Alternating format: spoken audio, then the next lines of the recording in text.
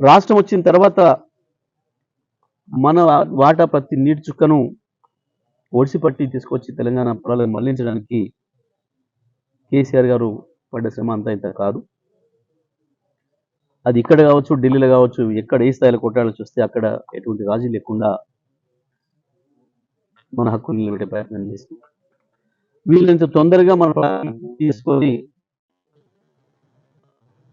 ఇవాళ ఉన్న ట్రిబ్యునల్స్ ఏదైతే ఉందో బచావ్ ట్రిబ్యునల్ కావచ్చు, ఇవాళ ఉన్న బ్రజేష్ కుమార్ ట్రిబ్యునల్ కావచ్చు, ఇతర పద్ధతుల్లో మనకు రావాల్సిన నీళ్ళ కొరకు మనం ముందే దారులు ఏర్పాటు చేసుకోవాలని చెప్పి కానీ ఇవాళ వచ్చిన ఈ ప్రభుత్వానికి, కాంగ్రెస్ ప్రభుత్వానికి కనీసం సోయలేకపోవడమే కాదు, తెలిసిన తర్వాత కూడా ద్రోహం చేసే పద్ధతుల్లో, పక్క రాష్ట్రాలకు ఉపయోగపడే పద్ధతుల్లో వాదనలు చేస్తున్నారు.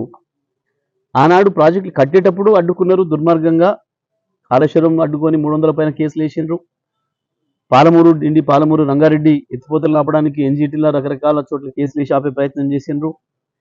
ఇటువంటి విచిత్రమైన పరిస్థితి భారతదేశంలో మనం ఎక్కడ కూడా చూడం.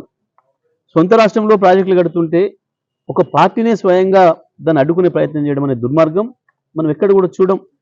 ప్రత్యేకించి ఆంధ్రప్రదేశ్లో వాళ్ళు ఎవరిని విమర్శలు చేసుకున్నా, ఒకరికొకరు కత్తులు దూసుకున్నా, నీళ్ళ దోపిడి విషయానికి వచ్చేవరకే ఇద్దరు ఒకటే ప్రవర్తించారు. గత 50-60 సంవత్సరాలుగా కూడా వాళ్ళు ఎప్పుడు కూడా